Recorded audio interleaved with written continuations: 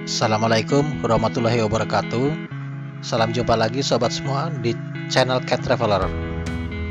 Pada episode kali ini saya akan memberikan sesuatu yang beda ya. Sesuatu yang belum pernah diberikan pada episode sebelumnya, yaitu perjalanan menembus ruang dan waktu ya, menjelajah alam semesta.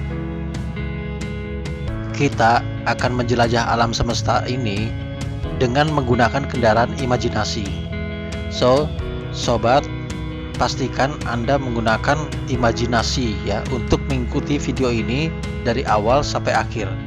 Jangan putus di tengah jalan agar mengerti dan paham tentang video ini.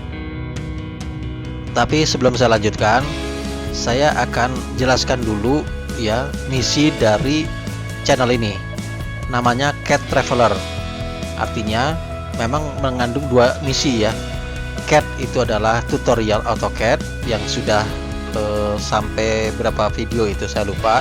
Kemudian Traveler itu adalah perjalanan ya. Kita sebagai petualang ya, pengembara. Nah, ada beberapa jenis traveling yang saya akan persembahkan di channel ini buat sobat. Pertama adalah adventure ke beberapa tempat wisata yang menarik. Yang sudah saya rilis itu berapa video saya lupa, antara lain ke Bali, kemudian ke Curug ya, Curug di Bandung, kemudian ke Bandar Lampung, dan insya Allah masih terus berlanjut ke tempat-tempat wisata lain yang tidak kalah menariknya. Kemudian jenis traveling kedua yang akan saya persembahkan di sini adalah tentang sains ya, traveling menembus ruang dan waktu, menjelajah alam semesta. Nah, video inilah edisi pertama dari traveling jenis kedua ini ya. Nah, kemudian traveling yang ketiga adalah religi story ya. Artinya perjalanan religi saya suatu saat akan saya rekam ya, termasuk perjalanan insya Allah ya, insya Allah amin ya robbal alamin, umroh atau haji ke tanah suci secara backpacker ya. Saya tidak kepikiran untuk naik pesawat ya, mungkin jalan darat, dan itu akan saya record dan saya rekam di channel ini insya Allah. Nah, kemudian jenis traveling yang berikutnya adalah romantic story ya. Ini kelihatan lebay ya, sentimental, tapi siapa tahu ya suatu saat saya mungkin dapat gebetan ya, kemudian menikah ya, tentu akan menjadi story yang menarik buat saya untuk direkam di channel ini ya, sebagai konten. Dan jika ada traveling jenis lain yang di luar dari yang tadi sudah disebutkan ya, mungkin saya akan masukkan juga ke dalam channel ini ya. Nah, kembali ke laptop ya. Di video perdana ini tentang menjelajah alam semesta, menembus ruang dan waktu, saya akan menjelaskan tentang konsep ruang dan waktu yang ada di jagat raya ini. Saya tertarik ya dengan misteri-misteri jagat raya ya. Jadi saya banyak nonton ya di YouTube, di artikel dan sebagainya, sehingga apa yang saya tulis ini merupakan rangkuman dari sekian banyak yang saya tonton dan saya baca. Nilai fisika saya sih dulu jeblok. Saya dulu juga tukang bolos di sekolah ya. Saya juga kadang terbersit ya pertanyaan-pertanyaan nakal ya, seperti apa yang ada di luar alam semesta, kemudian apa yang dilakukan Tuhan sebelum alam semesta tercipta. Nah, kalau sobat lihat video yang ditampilkan di sini, hampir semuanya itu memiliki watermark Shutterstock ya. Saya di sini memang mendownload video gratisan ya, yang ada Shutterstocknya, yang ada watermarknya. Kalau mau hilang watermarknya harus beli. Oke, mari kita mulai seru-seruan.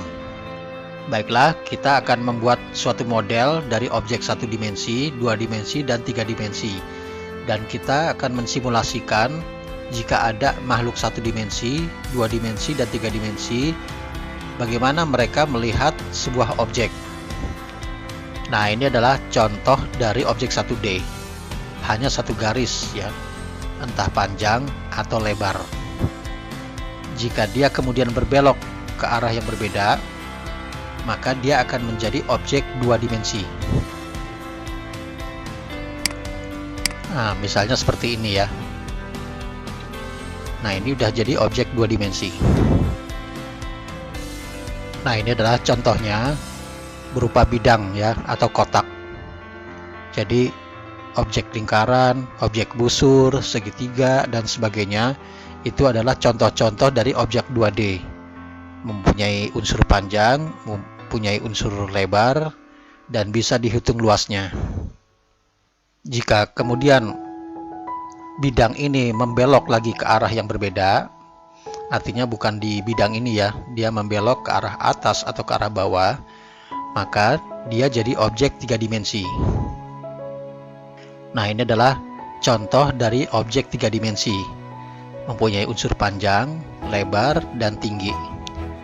Punya volume ya. Jadi objek balok, objek bola, objek silinder, kerucut ya, itu adalah contoh-contoh dari objek 3 dimensi yang bisa kita hitung luas dan volumenya ya. Nah, ini saya sudah buat satu titik yang kita asumsikan sebagai makhluk 1 dimensi, 2 dimensi, atau 3 dimensi yang sedang memandang lurus ke arah balok. Kita akan mulai dulu sebagai makhluk 1 dimensi. Dia mempunyai arah pandang hanya 1 garis ya, 1 arah, yaitu kita asumsikan ke depan ya. Maka arah pandangnya adalah sebagai berikut. Nah, beginilah kira-kira yang dia lihat ketika memandang sebuah balok. Objek 1 dimensi tidak bisa melihat kiri dan kanan. Dia hanya bisa memandang apa yang ada di depannya. Jadi ketika dia melihat sebuah balok, maka dia hanya bisa melihat 1 titik ini. Kalau transparan bisa lihat sampai tembus sampai ke permukaan belakang balok ini. Nah, kemudian bagaimana makhluk 2 dimensi melihat balok ini? Nah, seperti inilah kira-kira apa yang dilihat oleh makhluk 2D ketika memandang balok. Dia bisa memandang depan belakang. Dia juga bisa melihat kiri dan kanan. Maka balok ini akan terlihat sebagai sebuah bidang. Ya, kalau ini tidak tembus pandang, maka yang dia lihat adalah sebuah garis ya. Nah, kemudian bagaimana makhluk 3 dimensi melihat balok ini? Nah, beginilah kira-kira makhluk 3 dimensi melihat sebuah balok. Jadi dia sudah bisa melihat depan belakang, kiri kanan, dan atas bawah. Ya, kita inilah makhluk 3 dimensi ya. Jadi bisa melihat balok ini secara utuh. Nah, kemudian bagaimana jika balok ini kemudian berbelok lagi ya? Bukan lagi berbelok ke arah atas bawah, kiri kanan, depan belakang ya, tapi berbeloknya ke arah yang berbeda, ke dimensi yang lebih tinggi ya.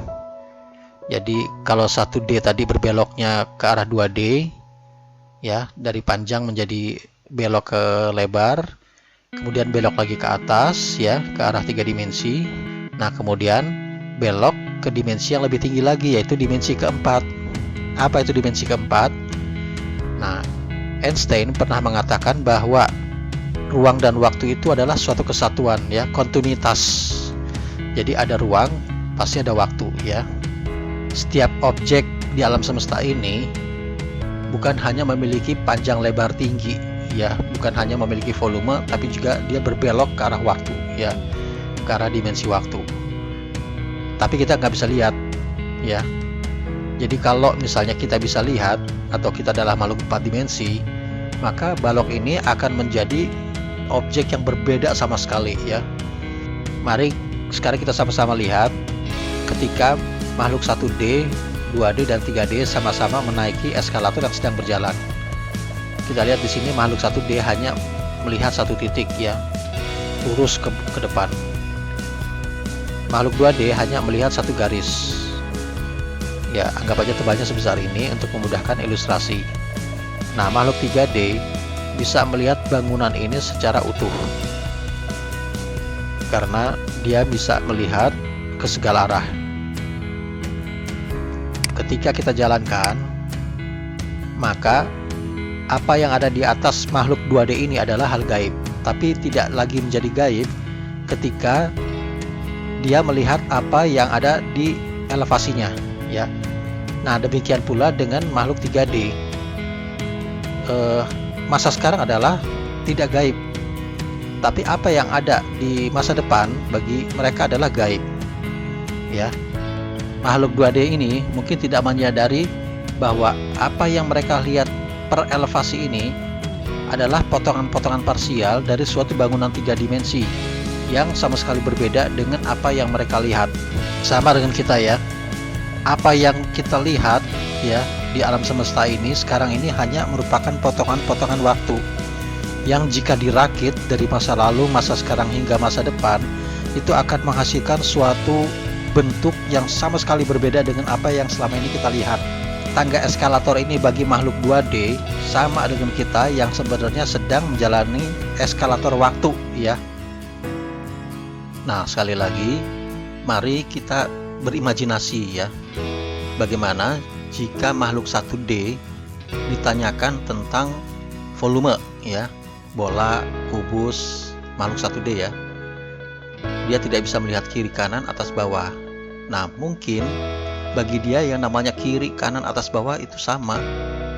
Padahal kita sebagai makhluk 3D tahu bahwa itu adalah dimensi yang berbeda, ya.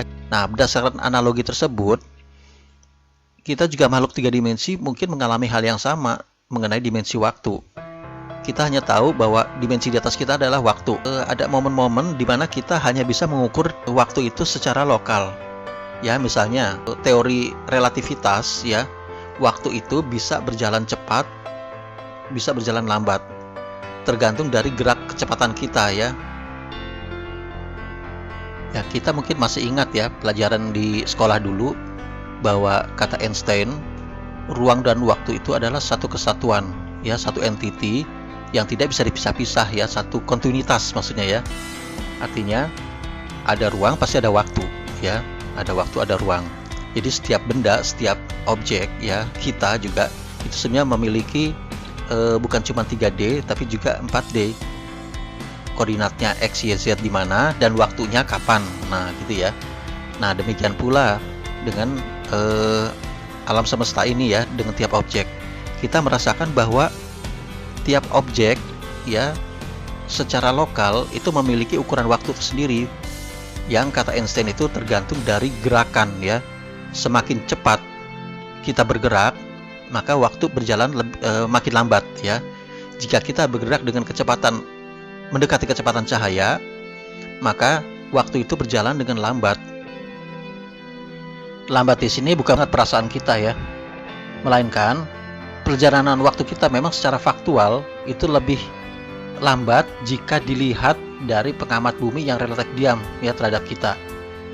Sebaliknya, jika kita yang sedang bergerak dengan kecepatan tinggi, ya, mendekati kecepatan cahaya, melihat jam yang ada di bumi, ya, pada pengamat yang relatif diam terhadap kita, maka kita akan melihat jam pada orang itu akan bergerak dengan sangat cepat, ya. Sementara masing-masing dari kita, ya, itu normal-normal saja, perjalanan waktu seperti biasa saja, ya. Nah, itu artinya waktu itu sifatnya relatif, ya, relatif pada setiap objek, ya, berdasarkan tadi fenomena pertama adalah relativitas. Nah, kemudian fenomena kedua itu adalah lagi-lagi menurut Einstein, ya, itu ada pembelokan ruang dan waktu pada saat melintas di objek yang bermassa besar, ya. Jadi ada gravitasi yang akan membelokkan ruang dan waktu. Artinya ada waktu yang sifatnya lokal, bersifat relatif, ya, tergantung dari individu atau tergantung dari koordinat lokasi objek. Nah, itu satu dimensi menurut saya, ya. Nah, ada dimensi lagi yang lebih tinggi yang mungkin menjadi pengukur dari semua dimensi waktu yang berjalan secara lokal. ya, yang sifatnya absolut, yang sifatnya tidak tergantung dari alam manapun, dari koordinat manapun. Anggap saja kita berada di luar alam semesta ya. Kita melihat ke dalam alam semesta. Nah, di situ kalau kita bisa melihat ya jaringan-jaringan ruang dan waktu, mungkin itu ngejelimet ya. Ada waktu yang ada yang berbelok ya, ada yang ngerimpel, ada yang dan sebagainya ya. Lebih rumit daripada sarang laba-laba ya. Nah, kemudian disitulah kita bisa ngukur waktu yang sifatnya absolut, waktu yang tidak tergantung dari jaringan-jaringan tersebut, waktu yang sifatnya konstan.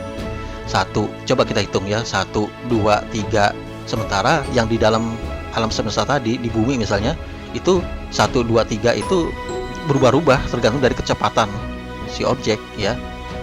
Nah, itulah yang menurut saya tolak ukurnya berarti berbeda ya. Barometernya, indikatornya ya, itu berbeda ya. Waktu akan terus berjalan walaupun kita bergerak sama dengan kecepatan cahaya ya. Kalau berdasarkan relativitas Einstein, pada saat kita bergerak dengan kecepatan cahaya, maka waktu tidak berjalan ya, waktu itu berhenti. Tapi mengenai relativitas waktu ini, saya akan bahas lebih detail pada pertemuan berikutnya ya. Saya cukup mengemukakan pendapat bahwa dimensi waktu itu bukan hanya satu ya, tapi berlapis. Lalu pertanyaan rangkaian berikutnya adalah, pada saat kiamat menyeluruh ya, kemudian hanya tinggal Tuhan sendiri ya, apakah waktu itu berjalan? Karena menurut apa yang saya baca ya dalam tausiah itu, setelah hari kiamat ya, kemudian hari berbangkit, kemudian dikumpulkan di padang mahsyar dan seterusnya, itu ada jeda waktu ya. Artinya waktu itu tetap berjalan ya, tentu waktu absolut ya, bukan waktu relatif lagi.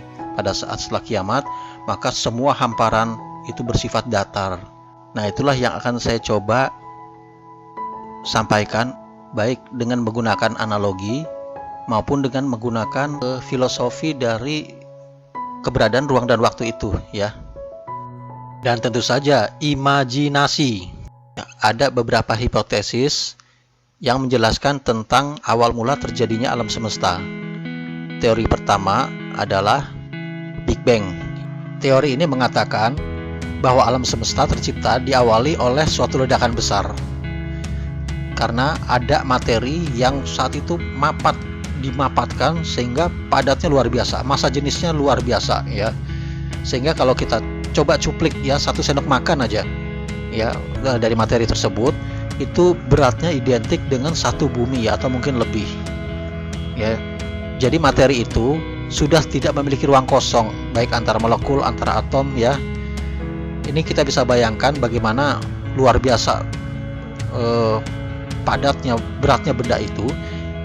Di bumi aja sekarang baja ya, baja yang begitu padatnya ya, begitu beratnya, itu kalau kita black ya, ikatan molekulnya itu ternyata masih renggang-renggang ya. Dan kalau kita black lagi atomnya, itu inti atom, proton dan neutron dan elektron itu ternyata masih sangat renggang ya. Itu banyak didominasi oleh ruang kosong ya. Itu artinya belum rapat, belum mapat ya, masih bisa kita mampatkan lagi ya dengan energi yang sangat besar. Nah, bisa dibayangkan materi alam semesta ya, yang waktu di awal-awal penciptaan itu, karena tidak ada ruang kosong sama sekali ya. Nah, tapi energi itu terus menekan materi tersebut ya, sehingga energi itu membuat objek itu akhirnya meledak ya, meledak dengan luar biasa dahsyatnya. Kalau teori itu benar, maka kita tahu siapa pemilik energi tersebut ya. Nah, setelah ledakan besar itu, maka terciptalah ruang dan waktu. Jadi adanya ruang dan adanya perjalanan waktu itu dimulai dari Big Bang ini ya. Nah, itu adalah teori pertama ya mengenai perciptaan alam semesta, yaitu teori Big Bang. Nah, teori kedua adalah steady state ya, di mana alam semesta itu terjadi secara berkesinambungan tanpa henti. Jadi membesar, saat ini alam semesta itu membesar ya, membesar hingga sampai ke titik tertentu setelah miliaran tahun, ya, sampai batas limit, ya, dia mengecil, terus mengecil hingga sampai batas tertentu lagi, sampai satu titik lagi membesar lagi, mengecil lagi, dan seterusnya dengan waktu yang tak terhingga, terus saja looping seperti itu, ya. Nah, kalau menurut agama yang saya pelajari, ya, ada satu ayat yang menyatakan bahwa dulu langit dan bumi itu bersatu padu, ya, kemudian dipisahkan keduanya oleh Allah Subhanahu wa taala, oleh pencipta langit dan bumi ini, ya. Jadi saya mungkin lebih condong kepada teori Big Bang, ya. Nah, itulah antara lain kronologis dari penciptaan alam semesta. Nah, pertanyaannya, apakah ada ruang dan waktu, ya, di luar alam semesta? Berdasarkan kronologis tadi, maka di luar alam semesta itu tidak ada ruang dan waktu, ya. Artinya hampa absolut. Tapi bagaimana kita membayangkan suatu kondisi hampa absolut? Karena begitu kita dengar suatu kehampaan, ya, maka yang terbayang oleh kita ada suatu kegelapan. Nah, itu udah salah kaprah, ya. Yang namanya kegelapan itu pasti kita membayangkan suatu ruang kosong yang gelap gulita, ya. Jadi di luar alam semesta itu tidak ada terang, tidak ada gelap. Juga ruangnya tidak ada atas, bawah, kiri, kanan. Sifatnya tidak transparan, sifatnya opak, ya. Nah, bagaimana jika kita beraktivitas di sana, ya? Bagaimana pengukuran waktu kita melakukan aktivitas di sana? Ya, tidak bisa. Bagaimana kita beraktivitas di suatu kondisi yang hampa absolut, tidak ada apa-apa, ya, tidak terdefinisi. Kalau ada kita berarti masih ada definisinya, ya. Begitulah sejauh-jauhnya kondisi yang bisa kita bayangkan tentang kehampaan absolut, ya. Nah, yang jadi pertanyaan, bagaimana posisi Tuhan di luar alam semesta atau sebelum alam semesta diciptakan? Jawabnya, Tuhanlah yang menciptakan alam semesta ini. Jadi Tuhan tidak membutuhkan ruang, Tuhan tidak membutuhkan waktu. Jadi pada saat alam semesta itu belum ada, yang adalah kehampaan absolut, ya disitulah Tuhan berada, ya. Tuhan sudah ada pada saat segala sesuatu itu masih berupa kehampaan absolut, ya. Jadi kalau ada pertanyaan, apa kesibukan Tuhan sebelum alam semesta diciptakan? Maka jawabnya, waktu itu baru tercipta setelah alam semesta diciptakan. Jadi tidak ada kata sebelum, ya, karena sebelum sendiri merupakan indikator waktu, ya. Sama aja dengan kalau kita bertanya, apa sebelah utaranya kutub utara? Ya, tidak ada, ya. Ya, dimaklumi kalau kita sulit, bahkan hampir mustahil, ya, untuk membayangkan kondisi tanpa ruang dan tanpa waktu, ya. Karena itu udah di luar limit, di luar yang ada di alam semesta ini, ya. Sementara kita hanya bisa berimajinasi apa yang pernah kita lihat, apa yang kita alami, ya. Mungkin sobat sama seperti saya. Jika mencoba membayangkan suatu kondisi di luar alam semesta atau sebelum alam semesta diciptakan, pasti lagi-lagi yang terbayang oleh kita adalah ruang kosong yang gelap gulita, yang tanpa batas. Padahal itu salah kaprah, ya.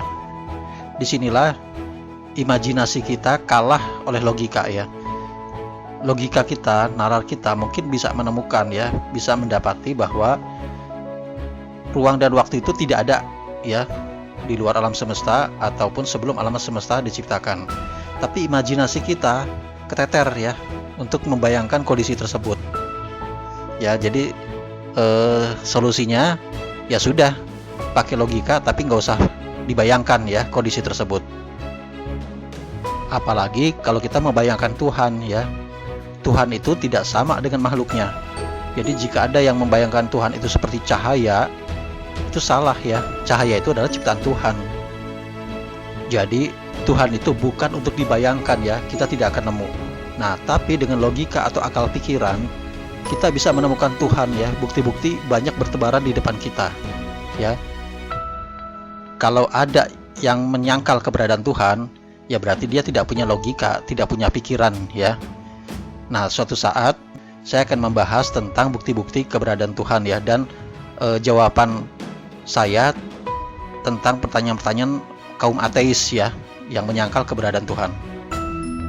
Nah, kalau kita kembali ke agama ya, bahwa alam semesta itu disebutkan di Al-Quran itu adalah langit dan bumi. Langit pertama dihiasi oleh bintang-bintang. Nah, padahal kita tahu sejauh-jauhnya alam semesta yang bisa diobservasi manusia sampai saat ini, yaitu sejauh 13,9 miliar tahun cahaya. Dari sini ke matahari yang jauh aja itu cuma 8,3 menit cahaya ya, perjalanan cahaya. Kecepatan cahaya itu 300.000 km per detik. Berarti dalam 1 detik dia bisa mengelilingi bumi 7 kali ya, 7,5 kali. Nah, ini 13,9 miliar tahun cahaya ya. Berarti luasnya kayak gimana? Itu ilmuwan masih menemukan bintang ya, galaksi sebesar itu ternyata masih merupakan langit pertama. Nah, bisa dibayangkan ya, ada 7 lapis langit ya. Ada langit kedua itu pasti lebih besar daripada langit pertama, langit 3, 4 dan sampai ke 7. Nah, di atas langit 7 ada lagi Sidratul Muntaha, kemudian ada lagi arsy Tuhan. Lalu bagaimana dengan surga dan neraka, alam barzah dan sebagainya? Nah, itu masih berada di lingkup langit dan bumi ya. Langit 1, 2, 3, 7 Sidratul Muntaha. Artinya surga dan neraka itu masih ada perjalanan waktu ya, dan kita menempati ruang. Nah, pertanyaan misteri lagi ya, yang mungkin lebih tajam lagi. Jika Tuhan memang tidak menjalani waktu, ya, ada masa lalu, ada masa sekarang, dan masa depan. Ya, kalau Tuhan berada di masa sekarang, apakah Tuhan juga berada di masa depan, dan juga apakah masih berada di masa lalu? Ya, kalau berdasarkan teori yang tadi kita bahas, mestinya iya, ya. Tuhan sampai saat ini masih berada di masa lalu, masa sekarang, dan sudah ada di masa depan.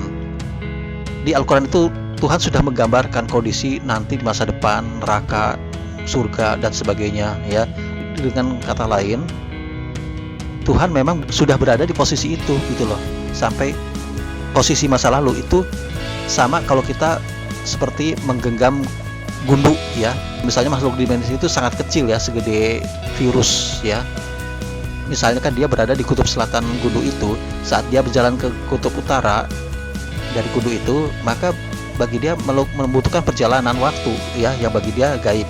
Nah, tapi bagi kita yang menggenggam itu, kita berada di posisi yang sama baik di kutub selatan maupun kutub utara dari gundu itu. Ya, anggap aja gundu itu adalah ruang dan waktu. Jadi Tuhan sampai saat ini pun ya sudah melingkup masa lalu, masa sekarang, dan masa depan di waktu yang bersamaan. Jadi konteksnya saya tegaskan lagi bahwa apa yang tertulis di Lauhul Mahfudz ya, dan apa penggambaran surga neraka di Al-Quran itu bukan suatu ramalan bahwa itu nanti akan terjadi gitu ya.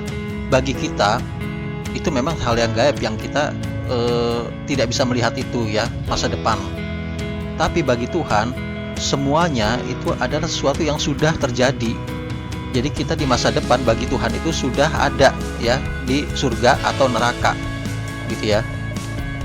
Jadi kalau ada pertanyaan misalnya, wah kalau nasib kita, takdir kita, surga dan neraka sudah tertulis di Lauhul Mahfudz, buat apa kalau gitu kita beribadah capek-capek atau tobat atau apa? Atau semuanya sudah tertulis di Lauhul Mahfudz ya. Apa kita kalau tobat atau berubah itu, apa Lauhul Mahfudz itu akan berubah gitu ya. Nah, inilah yang perhitungan menurut saya tidak kita ketahui ya, bahwa apa yang tertulis di Lauhul Mahfudz, apa yang menjadi perhitungan Tuhan itu sudah termasuk spontanitas kita waktu kita berubah takdir ya. Karena itu tadi ya, konteksnya bahwa Tuhan sudah berada di masa depan, kita sudah berada di masa depan, termasuk spontanitas kita ya. Dan itu sama sekali sulit untuk kita bayangkan bagaimana suatu perbuatan yang sifatnya spontan, ujuk-ujuk tiba-tiba, itu sudah diketahui Tuhan di masa depan ya, sudah ada atau tahu tertulis di masa depan gitu ya. Ya itulah yang saya sebut tadi dimensi yang berlapis. Kita hanya tahu dimensi waktu batasnya ya, padahal di situ ada berlapis, termasuk spontanitas kita ya, yang mungkin penglihatan Tuhan itu tidak berdimensi atau dimensi tak terhingga ya. Nah, kenapa saya berpendapat demikian? Karena bagi saya Tuhan itu maha meliputi ya. Meliputi di sini maksudnya segala sesuatu ya, termasuk masa lalu, masa sekarang, dan masa depan. Nah, kalau Tuhan seperti kita menjalani waktu itu hanya semasa sekarang ya, dan masa depan itu bagi Tuhan itu adalah sesuatu yang akan terjadi, itu berarti tidak maha meliputi. Karena bagi Tuhan tetap aja itu sesuatu yang akan terjadi, walaupun nantinya pasti terjadi ya. Nah, tapi itu bagi saya itu tidak maha meliputi. Jadi kalau maha meliputi itu berarti Tuhan sudah menggenggam ya, terjembreng dengan faktual ya, bahwa itu sesuatu yang sudah terjadi ya. Masa lalu digenggam bersama dengan masa sekarang, masa depan itu sudah ada genggaman, termasuk kita ada di situ ya. Jadi saya tidak percaya bahwa Tuhan membuat skenario buruk terhadap manusia ya, terhadap takdir manusia. Misalnya jatuhnya Nabi Adam alaihissalam ke bumi ya, saya lebih percaya bahwa itu adalah pilihan Nabi Adam sendiri ya. Dan begitu pula nasib kita, takdir kita ya. Nah, disitulah keterbatasan dimensi manusia ya. Bagi manusia yang namanya spontanitas, takdir dan sebagainya itu lebih ke masa depan ya, lebih ke masalah waktu ya. Nah, tapi bagi Tuhan yang maha meliputi ya, yang tidak terikat oleh ruang dan waktu, maka masalah spontanitas, masalah takdir dan sebagainya itu bukan lagi waktu ya. Ya, itulah jawaban saya dari pertanyaan-pertanyaan yang terus bermunculan seperti yang ada di cover video ini. Setelah sampai pada kesimpulan tersebut, maka saya sudahi dulu pertemuan kita sampai di sini. Insya Allah pada pertemuan berikutnya saya akan membahas misteri yang lebih menarik lagi. Mungkin insya Allah tentang relativitas waktu ya. Assalamualaikum warahmatullahi wabarakatuh.